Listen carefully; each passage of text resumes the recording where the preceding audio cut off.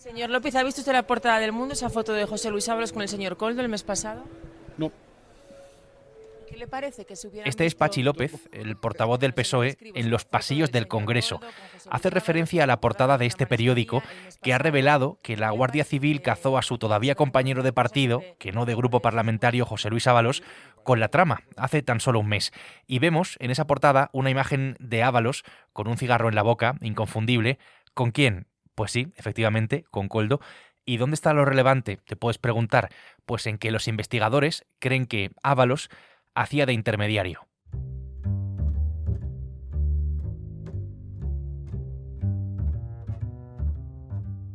Esta información, que es tan solo el principio, forma parte del sumario al que hemos accedido y que nos permite entender cómo funcionaba la trama y a quién salpica, que, por supuesto, como te puedes imaginar, no se queda ahí. Soy Javier Atard y hoy es viernes, es 1 de marzo. El Mundo al Día, un podcast del Mundo. No tengo ni idea, o sea, es que me he enterado ahora, ¿no? Me he quedado estupefacto con esto. La primera reacción de José Luis Ábalos hace unos días fue decir que estaba estupefacto y decepcionado con la detención de quien había sido su mano derecha durante años, Koldo García Izaguirre, que ya es un personaje que forma parte de nuestra actualidad. Recordemos, detenido Koldo en el marco de la Operación del Orme por el presunto cobro de comisiones ilegales millonarias en la compra de mascarillas durante lo peor de la pandemia, en el peor momento. Esa fue la primera reacción de Ábalos. Ahora sabemos que Ábalos, que hasta hace menos de 3 años había sido ministro de Fomento y ministro de Transportes, había sido secretario de organización del PSOE y hombre fuerte, por supuesto, de Pedro Sánchez, estaba al tanto de la investigación, al menos desde el pasado mes de noviembre. Mi compañera Gemma Peñalosa es la periodista del Mundo que ha accedido en exclusiva al sumario del caso Koldo. Gemma, ¿qué tal? Bienvenida. Hola, Javier.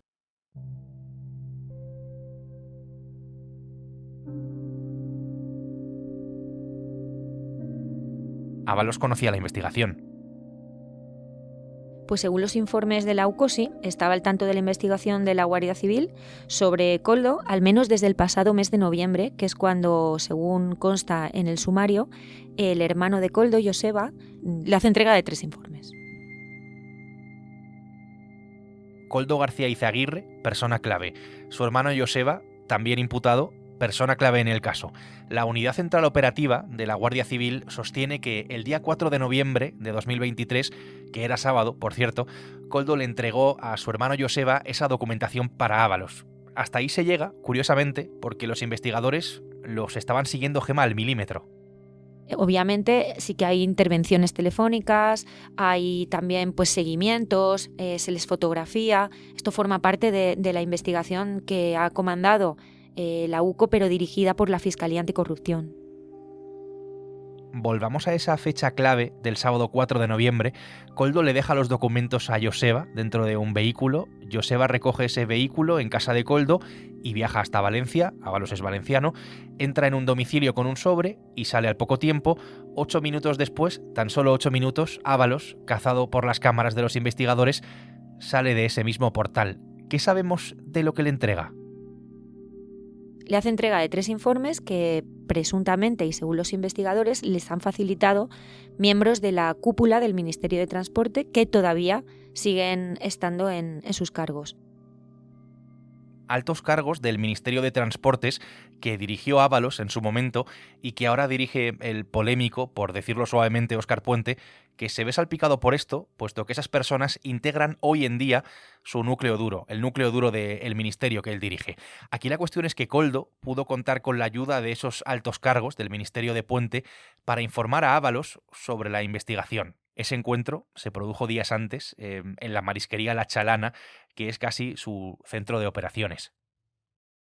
Y lo hacen a través de una especie de convención que organiza Koldo en la marisquería, que es el local de referencia de la trama. Estos encuentros que se producen con Koldo y estos representantes, estos altos cargos del Ministerio del Interior, se producen entre los días 2 y 3 de noviembre del año pasado. Son encuentros muy cortos, van 1 a 1. Supuestamente, según los investigadores, le están entregando documentación porque el día 4 de noviembre, 2 días después de esta ronda, de esta minicumbre que organiza Koldo García, pues Ábalos recibe en Valencia estos documentos. La Guardia Civil lo que cree es que en esas citas, en la marisquería, Koldo, que aún tenía influencia en el ministerio, logró documentación sobre los contratos investigados que después, y a través de su hermano, hizo llegar a Ábalos. Vamos a saltar unos días en el tiempo. La mano derecha de Ábalos, Koldo, presumía de que intentó lograr la ayuda del Partido Popular. En las escuchas le dice a Cueto, que es el empresario clave de la trama, que ha quedado con Tellado, que es el actual portavoz del partido en el Congreso, en el mes de diciembre, y que ha quedado en Génova, que es la calle de Madrid donde está la sede del Partido Popular, el 10 de enero. Quédate con esa fecha. ¿Tiene alguna relación con el caso? Vamos a ver, sí, para ser claros, yo niego rotundamente esas informaciones. Yo no me he reunido nunca con ningún miembro de la trama. Sí tengo relación con miembros de la trama todas las semanas aquí, en el Congreso de los Diputados, con la señora Armengol en la Junta de Portavoces. Koldo lo que quería era arreglar un asunto sobre mascarillas, por supuesto, con el actual gobierno de Baleares, que ahora explicamos y no me quiero adelantar tampoco. Ese día de diciembre, en el que supuestamente tenía la cita con Tellado, todos los dirigentes del partido estaban en una protesta en Madrid contra la amnistía. No, en nuestro nombre, no. En la mayoría de los españoles, no. No se negocia en la clandestinidad. El 10 de enero, vamos a esa fecha, en el sumario se recoge que los agentes, que seguían a Koldo a todas horas, no pueden constatar en ningún momento ese encuentro en Génova 13. Y además, a la hora señalada, hemos comprobado que el propio Tellado estaba en un pleno parlamentario. Vamos a quedarnos, te decía que era importante esa fecha del 10 de enero, vamos a quedarnos en ese 10 de enero, una fecha clave en todo esto. Era miércoles. De lo que sí hay constancia, por las pruebas, es de que a última hora del día, Koldo y Ábalos se encuentran en el restaurante que ya te puedes imaginar. Ábalos luego ha dicho que fue una casualidad y que simplemente coincidieron, pero hay una imagen en la que ambos son cazados. Este encuentro es importante porque los investigadores dicen que José Luis Ábalos es intermediario en esta trama que el juez ya ha calificado como organización criminal. Se produce una cena también en la misma marisquería entre ellos. Y bueno, es algo destacado dentro de los informes y de la investigación. Dices que lo consideran intermediario, Gemma, en la trama. ¿Por qué exactamente? La reunión con Ábalos se produjo en un reservado entre las 9:15 y las 10:20 de la noche de ese día.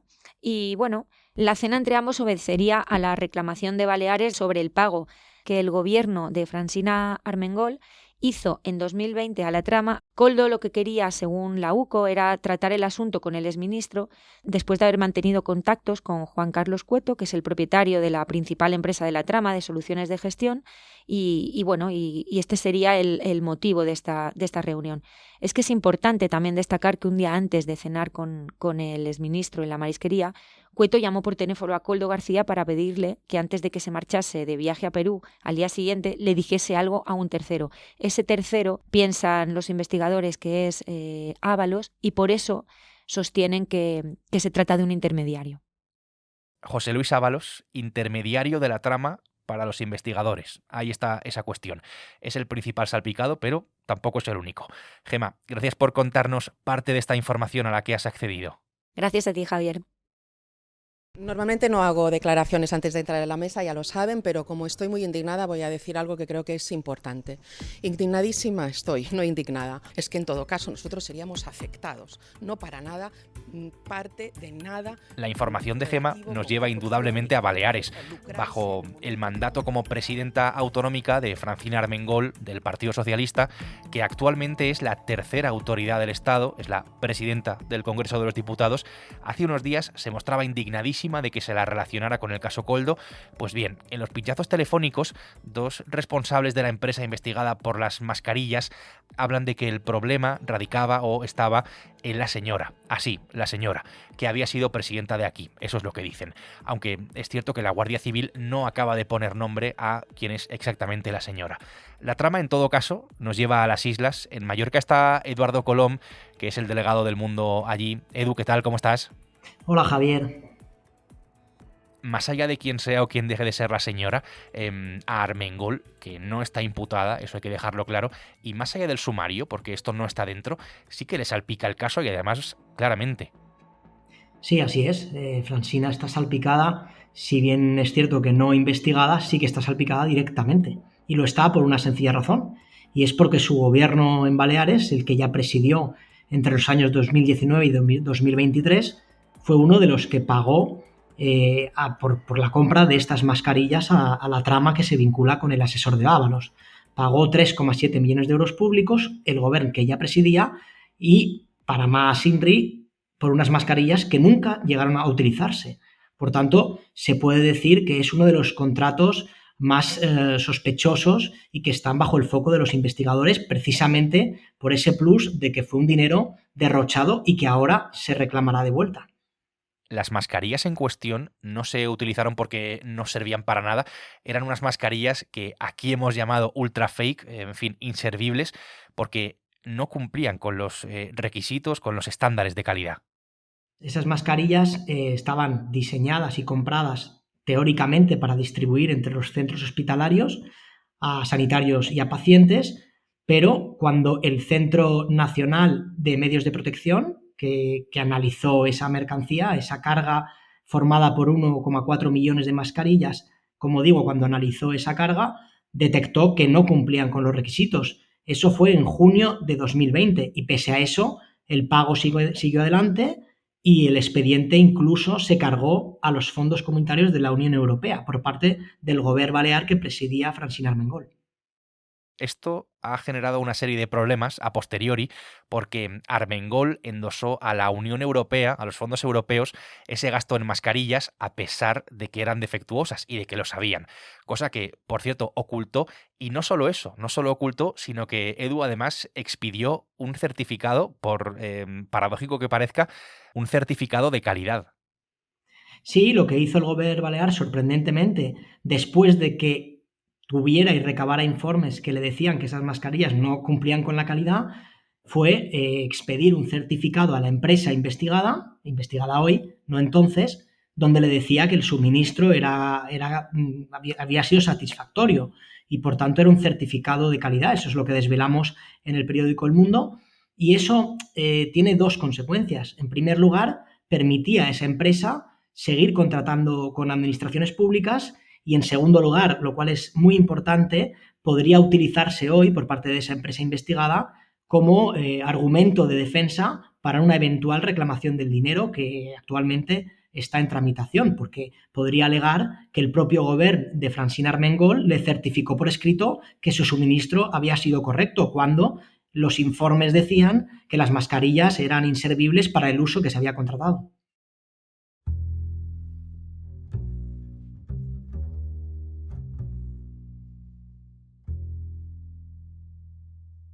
El silencio de las mascarillas duró años, desde que se compraron en lo peor de la pandemia, en 2020. Armengol no reclamó a la empresa relacionada con Koldo, además mientras la mercancía se caducaba incluso.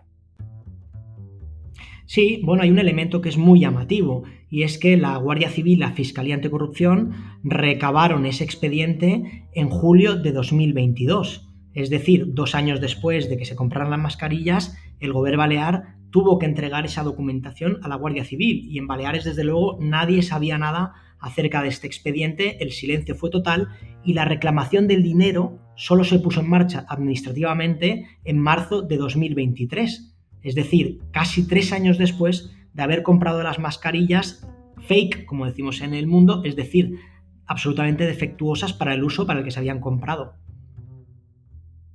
Claro, aquí hay que explicar una cuestión y es que Baleares cambió de gobierno el verano pasado cuando lo recuperó el Partido Popular de manos de Marga Proens, que es la actual presidenta de las Islas Baleares. Lo que les preocupaba a la trama, Edu, a sus principales implicados, a Koldo, y por lo que se reunió también con Ábalos en La Chalana hace poco más de un mes, era la reclamación que ahora se está haciendo, que ahora se hace de las mascarillas por el actual gobierno autonómico del Partido Popular.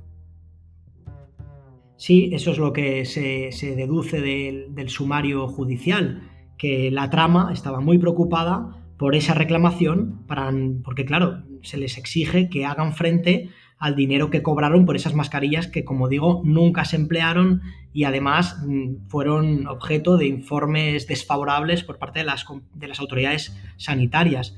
Y sí, está por saber cuáles fueron sus gestiones, el alcance que tuvieron con políticos de la época y ver cómo queda eso. Evidentemente habrá que esperar a ver qué alumbra la investigación judicial para saber si la trama maniobró, influyó o pudo de alguna forma hacer inclinar a su favor la balanza política a la hora de no tener que hacer frente a esas reclamaciones millonarias.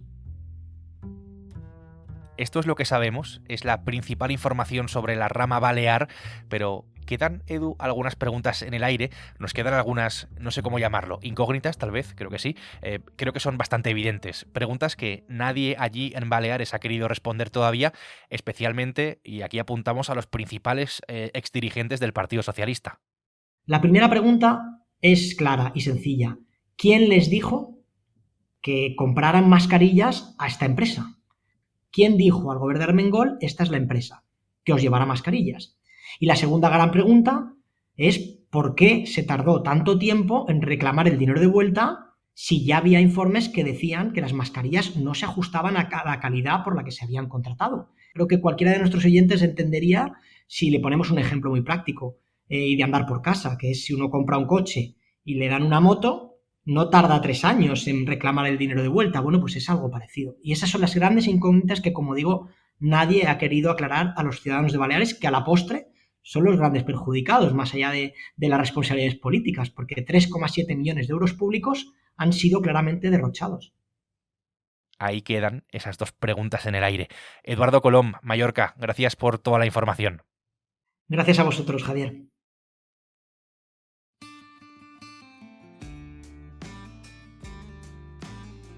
El Mundo al Día es un podcast que puedes escuchar en elmundo.es, en la web del Mundo y en las principales plataformas de audio, en las que además tienes la opción de suscribirte. Hoy lo han hecho posible Gema Peñalosa y Eduardo Colom. Nosotros volvemos el lunes. Será, eso sí, con una nueva historia. Hasta entonces, buen fin de semana y saludos de Javier Atard. Has escuchado El Mundo al Día, un podcast del Mundo.